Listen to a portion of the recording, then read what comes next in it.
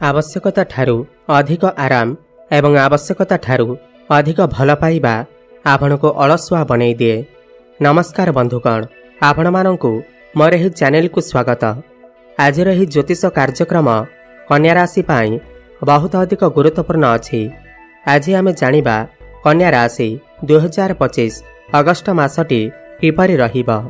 कन्या राशि मासिक राशिफल उपरे आलोचना करिबा। कन्या राशि व्यक्तिविशेषंकर अगस्त मासटी किपरि रहिब संपूर्ण भावरे आमे सेही विषय रे आलोचना करिबा। सेमानकर स्वास्थ्य, शिक्षा, प्रेम संपर्क, वैवाहिक जीवन, भाग्य, क्यारियर एवं व्यापार वाणिज्य उपरे विस्तार भावरे आलोचना करिबा। नवग्रहंकर स्थिति मते देखिबा। नवग्रह कि प्रकारर फल देबारे सक्षम हेबे। शेषरे अशुभत प्रदान करुथिबा ग्रह मानक पाई किछि विशेष प्रतिकार मते जानिबा। सेथिपाई भिडियोटी को शेष पर्यंत देखंतु। चालंतु आरंभ करिबा एही कार्यक्रम, जाहाकि आपणकर जन्म राशि चंद्र राशि उपर आधारित। अगस्त मास आरंभ रे कन्या राशि रे नवग्रहंकर स्थिति विषय रे सर्वप्रथमे जानिबा। एहा परिवारु जदि आपणकर भी कन्या राशि होई थाए एवं आपण भी ईश्वर को सच्चा हृदय भक्ति करंती, विश्वास करंती, तेबे एही भिडियोटी को लाइक करी कमेंट बॉक्स रे जय शनिदेव, हर हर महादेव अवश्य लिखि दियंतु। तो सर्वप्रथमे जानिबा एही अगस्त मासरे कन्या राशि रे नवग्रहंकर स्थिति किपरि रहिब। जेबे अगस्त मास आरंभ हेब तो कन्या राशि रे नवग्रहंकर स्थिति किछि एही प्रकार रहिब जेमिति आपण स्क्रीन ने देखुछंती। बंधुगण, राशि चक्रर षष्ठ राशि हेउछि कन्या राशि एवं आपणक राशिर अधिपति हेउछंती बुध एवं बुध आपणकर एकादश भावरे विराजमान अछंती एवं तांक सहित सूर्य विराजमान अछंती। आपणकर प्रथम भावरे मंगल विराजमान अछंती। षष्ठ भावरे राहु एवं सप्तम भावरे शनि विराजमान अछंती। आपणकर दशम भावरे शुक्र एवं देवगुरु बृहस्पति विराजमान अछंती एवं आपणकर द्वादश भावरे केतु विराजमान अछंती। ध्यान देई सुनंतु। सबुठ प्रथमे जानिबा आपणकर स्वास्थ्य किपरि रहिब एही अगस्त मास 2025 रे। बंधुगण, प्रथम भाव होई थाए आपणकर स्वास्थ्यर भाव, आपणकर इम्युनिटी सिस्टम र भाव एवं प्रथम भावर अधिपति हेउछंती बुध एवं बुध आपणकर एकादश भावरे विराजमान अछंती। तांक सहित सूर्य विराजमान अछंती। देखंतु, एही मासरे बुधंकर स्थिति तो भल अछि। बुध आपणकर लाभ स्थान रे विराजमान अछंती, किंतु आपणकर मंगल आपणकर प्रथम भावरे थिबारु लग्न रे थिबारु आपणक भितर टिके क्रोध बढ़ी पारे, जिद्दीपण बढ़ी पारे, आपणकर धैर्य शक्ति रे कमी देखा जिबाकु लागिब। सेथिपाई आपणकर टिके मुंड बिंधा भली समस्या देखा देई पारे, माइग्रेन भली समस्या देखा देई पारे। आपण क्रोधरे काहाकू किछि कहि देई पारंती। एथिप्रति आपण टिके ध्यान देबे, नहले एही मासरे आपणकर स्वास्थ्य भल अछि। आपणकर इम्युनिटी सिस्टम मध्य बहुत भल रहिबा। चिंता करिवार कोनोसी आवश्यकता नाही। एबे जानिबा आपणकर शिक्षा क्षेत्र किपरि रहिबा एही अगस्त मास 2025 रे।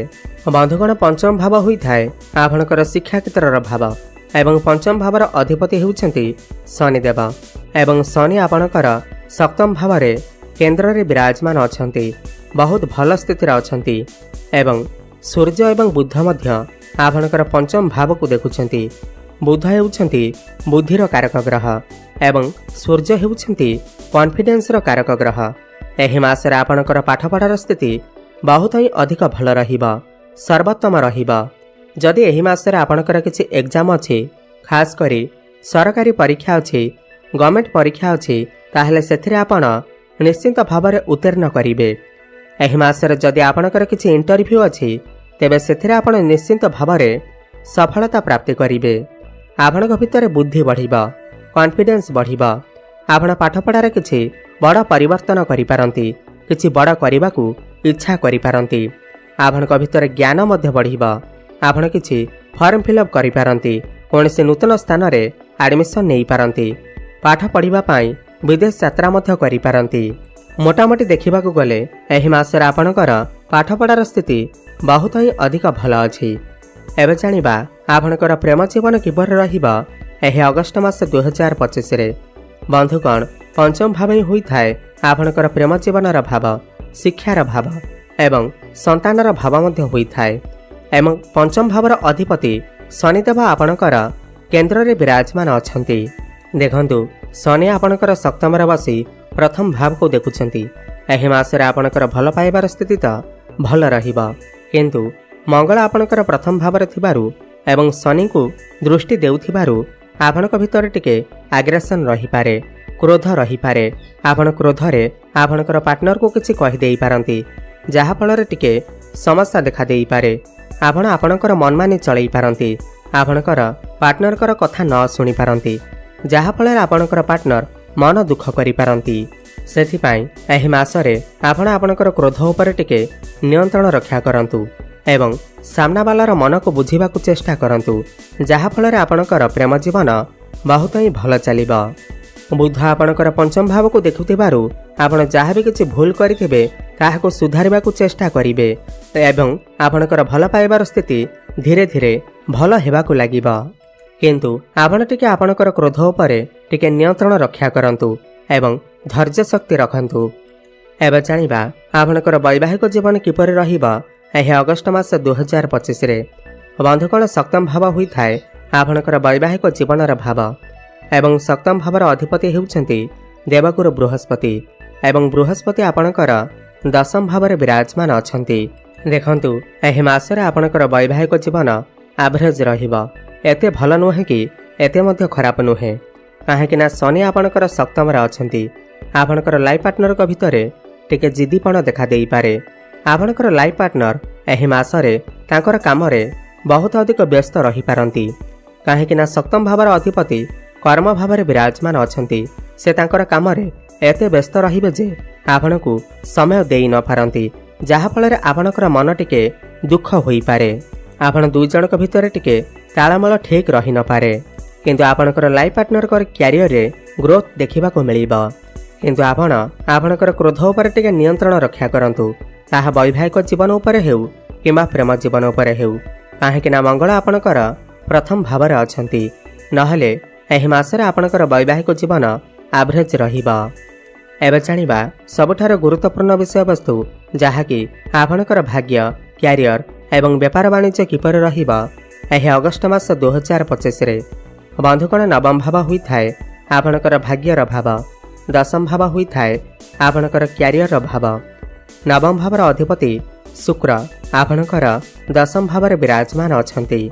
देखंतु एही मासरे शुक्रंकर स्थिति बहुत भल अछि भाग्य भावर अधिपति होई करी कर्म भावर अछंती एवं 21 अगस्त को शुक्र आपणको लाभ भाव को प्रवेश करिवे एही मासरे आपणकर भाग्य सर्वोत्तम रहिबा आपण जहाँ भी इच्छा करिवे ताहा पाई परिबे कम परिश्रम रे आपणको बहुत अधिक सफलता प्राप्ति हेबा आपण किछि बड़ कार्य आरंभ करि पारंती बड़ इन्वेस्टमेंट करि पारंती कोनोसी भूमि प्रॉपर्टी जमी नूतन गृह इत्यादि निर्माण करि पारंती आपणकर गृह रे कोनोसी शुभ मांगलिक कार्यर आयोजन मध्य होई पारे आपण कोनोसी धार्मिक स्थान को मध्य यात्रा करि पारंती जो माने भी शेयर मार्केट स्टॉक मार्केट एवं ट्रेडिंग रे काम करुछंती सेमानको आकस्मिक लाभ हेबार मध्य संभावना बनुअछि आपणकर जदि कोनोसी कार्य अटकी जाइतिला ताहेले भाग्य बलरे पुणी थरे सही कार्य चालू हेबाकु लागिबा।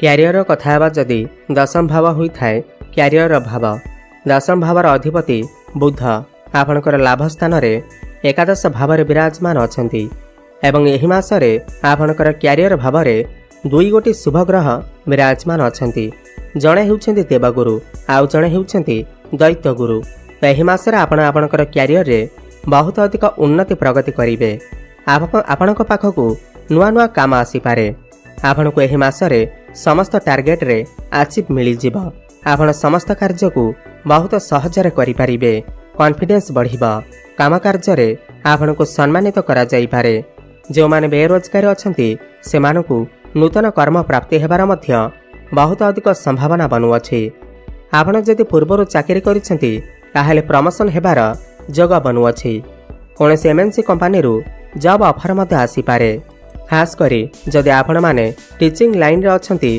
फाइनेंस क्षेत्र रे अछंती, आपणकर स्टेशनरी शॉप अछि, ब्यूटी पार्लर अछि, मॉडलिंग रे अछंती, ताहेले आपणकु बहुत अधिक सफलता प्राप्ति हेबा। कर्मक्षेत्र रे आपणकु कोनोसी खुशी खबर मध्य प्राप्ति होई पारे। व्यापार वाणिज्यर कथा हेबा जदि व्यापारर कारक ग्रह बुध लाभ भाव अछंती, शनि आपणकर सप्तम अछंती। एही मासरे आपणकर व्यापार वाणिज्य सर्वश्रेष्ठ रहिबा, ग्रोथ आसीबा, आपणकर आमदानी रे वृद्धि देखिबाको मिलिबा, फाइनेंशियल ग्रोथ हेबा, आपणकर ग्राहक मध्य बढ़ी पारंती, आपण किछि पार्टनरशिप रे व्यापार वाणिज्य मध्य करि पारंती। एहार माने हेउछि एही मासरे कन्या राशिर व्यक्तिविशेष मानंकु समस्त क्षेत्र रे सफलता मिलिबा, किंतु आपण टिके आपणकर वैवाहिक जीवन एवं प्रेम जीवन उपरे विशेष ध्यान दियंतु। एबे जानिबा किछि उपाय विषय रे जाहाको करिबा द्वारा एही मासरे जहाँ भी किसी अशुभ रहुअछि ताहा दूर होई पारिबा।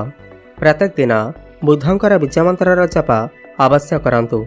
ओम ब्रांग ब्रंग ब्रंग सह बुधाय नमः 108 थर प्रत्येक दिन जप करंतु, शुभफल प्राप्ति हेबा। प्रत्येक बुधवार दिन गोमाता को सबुज चारा खाइबाकु दियंतु।